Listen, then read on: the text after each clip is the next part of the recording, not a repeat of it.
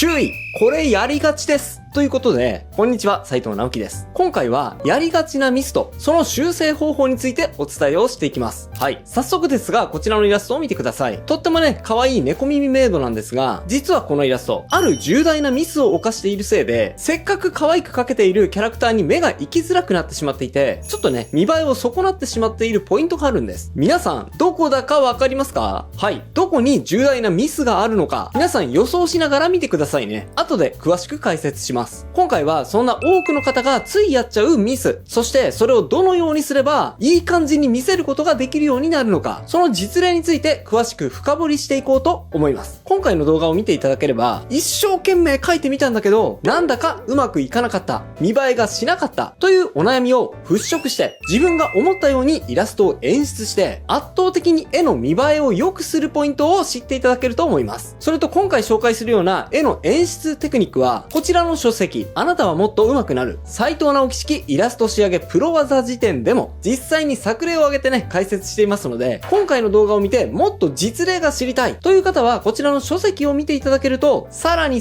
ご自分の絵の引き出しを増やしていただけると思います。概要欄にね本の URL を載せておきますね。さあそれではやりがちなミスとその修正方法について早速見ていきましょう。同じ白を多用しない。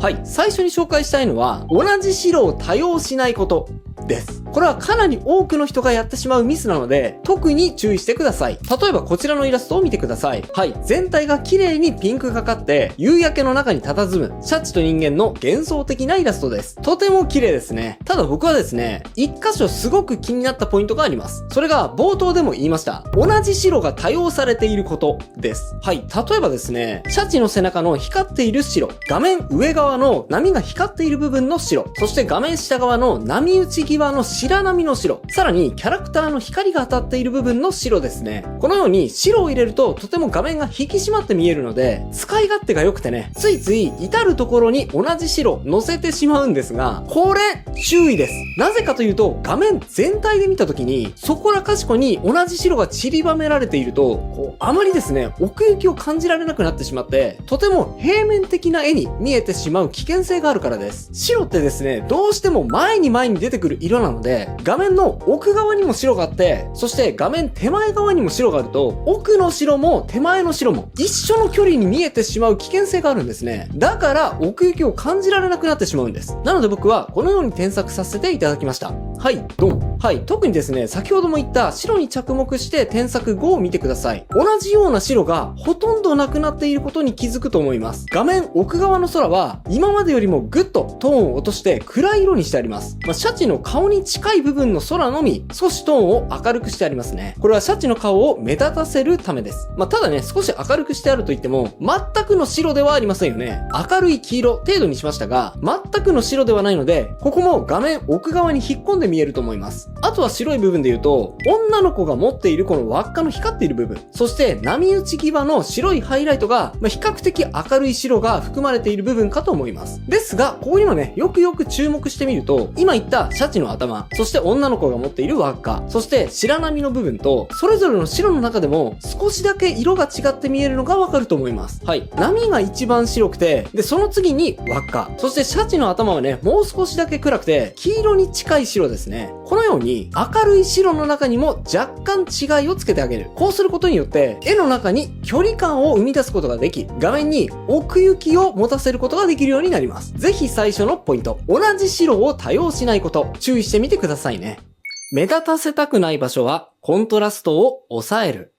次に紹介したいのはこちらのポイント。目立たせたくない場所はコントラストを抑える。です。こちらのイラストをご覧ください。はい。動画の冒頭でも紹介した猫耳メイドちゃんです。キャラクターはね、とても可愛く描けていて素敵なイラストだと思います。さて、じゃあだとすると、僕はこの動画の冒頭でも言いました。どこがこのイラストの魅力を削いでいる部分だと思いますか？予想してみてください。はい。皆さん予想できましたか？発表しますね。こちらのキャラクターイラストの魅力を削いでしまっている部分はですね、この背景にある木の扉の格子模様です。はい。ここですね。この格子が悪さをして、このイラストの魅力を著しく下げてしまっているように僕には感じました。なぜかというとですね、人間の目は明るい、暗いの明暗さ、コントラスト差がついている部分に目を奪われます。この明るい暗いがね、気になって、どうしてもコントラスト差がついている部分に目が引きつけられる。ついついそこを見てしまうんですね。はい。ではその知識を持って、このイラストを眺めてみてください。どこにコントラスト差が一番ついていますか？はい。もちろんね、コントラストが一番ついているのは、少女の肌とメイド服の黒い部分なので、そこはね、全然いいんですが、その次ぐらいにコントラストがついているのが、今言った木の格子模様と後ろの背景、そのコントラストなんです。しかもですね、格子の幅がすごく狭いので、明るい暗い、明るい暗い、明るい暗いと、細かく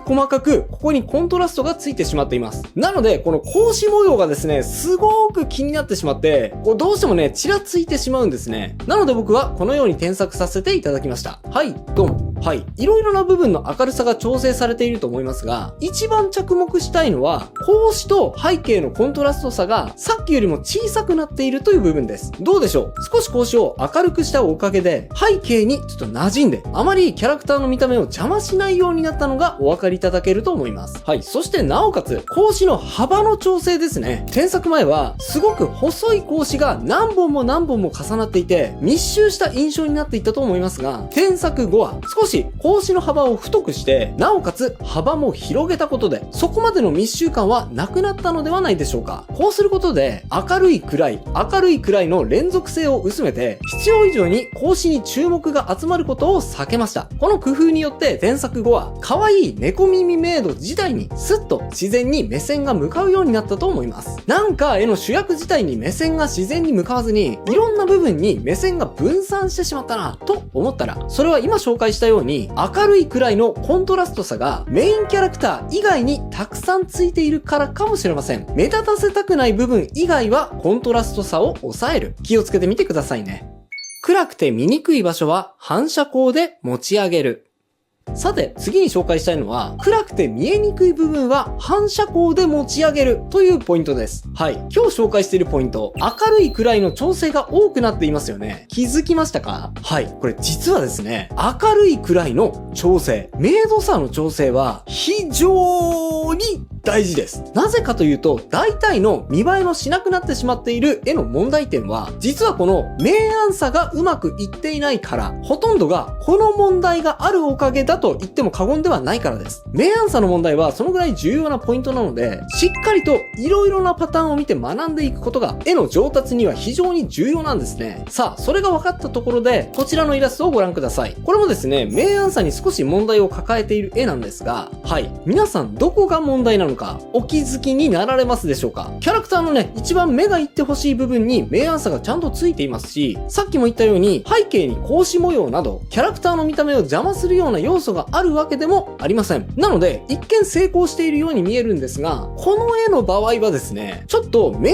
暗差の付け方が極端になってしまったわけなんですね。はい。顔にものすごく明るい肌色を置いてしまったおかげで、このイラスト、実は作者の意図としては、衣装にとにかくこだわって描いたということなんです。で、そのこだわった衣装を見てほしいということなんですが、顔にね、ものすごく明るい肌色を置いてしまったおかげで、衣装よりも顔に目が行き過ぎてしまったこと。で、それに加えて、衣装にね、影も落ちて暗くなりすぎてしまっているので、衣装の部分にはあまり目がいかなくなってしまったという問題が合わせて起こっていました。なので僕はこのように添削させていただきました。はい、どうも。まず1個は衣装を見てほしいわけですから、顔にね、目が行き過ぎないように、少しだけ顔の明るさのトーンを抑えました。はい。顔のトーンをね、落ち着かせたおかげで、さっきはね、こうガッと顔に目線がいっていたのが、少しだけそれが抑えられたのがわかると思います。そしてもう1個、ここがポイントなんですが、キャラクターの下の位置からうっすらと紫色の反射光を当てて、衣装のトーンを下から持ち上げてみました。どうでしょう？こうすることで、暗く潰れてしまっていた衣装が、ぐぐっと見やすくなって、デザインにも目が行くようになったのがお分かりいただけると思います。最初に紹介したね、2つの明暗差の調整のポイントと違って、今回の添削は少しだけ顔のトーンを抑えるなど、ちょっとね、難しい要素が入ってきたので、難易度が少しだけ上がりますが、目的によってはね、こういったパターンもあるということも押さえておくことで、より表現の幅を広げることができると思います。ぜひ覚えておいてくださいね。イラストの場合は、線に頼りすぎないことが重要。さて、4つ目のミスについてご紹介します。これはですね、ミスというか、絵柄の問題もあると思うので、ミスとは言い切れないかもしれませんが、あえてね、今回はそのような切り口でご紹介させてください。こちらのイラストをご覧ください。はい、リングの上で勇ましく戦うボクサーのイラストです。はい、目線がすごくしっかり描かれていて、力強く画面を見据えています。そのおかげでね、とてもパワーのあるイラストが描けていると思います。ただ、僕はこのイラストを見た時に、ちょっとね、イラストの良さを線に頼りすぎていることで引き出しきれていないなと感じました。なぜ線に頼り切ってしまうとイラストの良さを引き出しきれないのか。もう早速結果をご覧ください。こちらが今回僕が添削したイラストです。はい。ごめんなさい。ちょっとね、僕がマッチョを描きたかったばかりに少し筋肉質になりすぎていますね。階級が2、3個上に上がっちゃったんですが、そこは目をつぶってください。注目してほしいのは筋肉の筋の描き方、そして筋肉の質感の出し方です。まず筋肉の筋の描き方なんですが、添削前はほとんど線で描いています。鎖骨のラインや胸のライン、あとは腹筋のラインなど、ほとんど全部線によって描かれていますよね。ただそのように全部を線で描いてしまうと、筋肉がかなり薄っぺらい印象になってしまうというか、もうなんならね、記号的なギャグっぽい感じの筋肉の見た目になってしまう場合があります。そういった印象を避けるためには、そして筋肉の厚みを持たせるためにはですね、添削後のように線だけじゃなく陰影で凹凸を見せる滑らかな起伏を加えてあげるとより良くなると思います。例えばですね、向かって左側の首、僧帽筋のあたりを僕は思い切って影に落としていますよね。あとは同じく向かって左側の腕のあたりにも影が落ちていると思います。この影を利用して腕の起伏だったり首周り、肩周りの立体感を表現してあげたわけです。また、ところどころ入っているテカリやツヤもとても重要です。添削前のイラストでは、ツヤではないんですが、線で汚れを描いています。これは漫画表現においては非常にわかりやすい記号として役立つのですが、イラストにおいてこれをやりすぎてしまうとですね、これも平面的になりすぎてしまう場合があります。特にこのイラストのように汚れを黒い線で描いてしまっている場合には、なおさらですね、こういう場合には汚れの線に色をつけて色トレースするか、もしくは汚れじゃなければ添削後のように若干弱い光でテカリやツヤを入れてあげると、より筋肉の質感がありありと表現できて、キャラクターの存在感をぐぐっと高めることができると思います。ぜひイラストの場合には線に頼りすぎないこと意識してみてくださいね。空間を作ってみよう。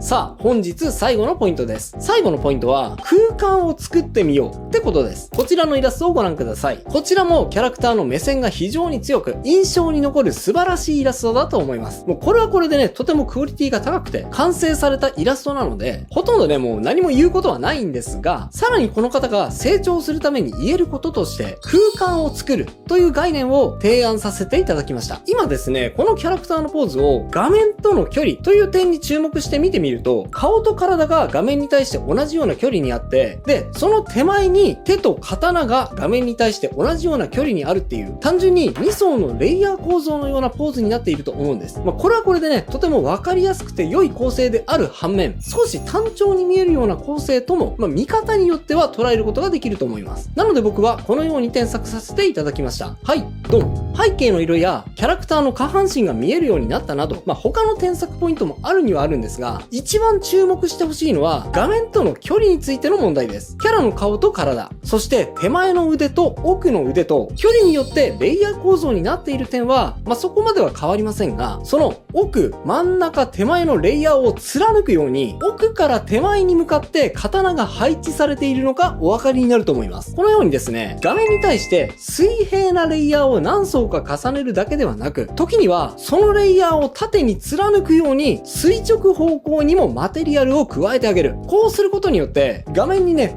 空間が生まれて面白みのある絵作りができるようになると思います。ちょっとね、最後のポイントはプラスアルファの部分で、今日紹介したテクニックの中では少しだけ難しい部類かもしれませんが、ぜひ余裕があればチャレンジしてみてほしいポイントです。これもぜひ覚えておいてくださいね。今回はついついやってしまいがちなミスとその修正方法についてお伝えしてきました。いかがだったでしょうか？僕のチャンネルでは見栄えがアップする方法だけではなく、見栄えを下げてしまう方法についても解説して、意識的に間違いを避けられる技術についてもお伝えしています。もっとこの部分が知りたいという方はですね、こちらの動画、イラスト、ついやっちゃう失敗の解決法5選も合わせてご覧いただくことで、さらにあなたのイラストの魅力をアップするための知識を得ていただけると思います。います。興味があればこちらも合わせてチェックしてみてくださいね。それではまた次回の動画でお会いしましょう。バイバイ。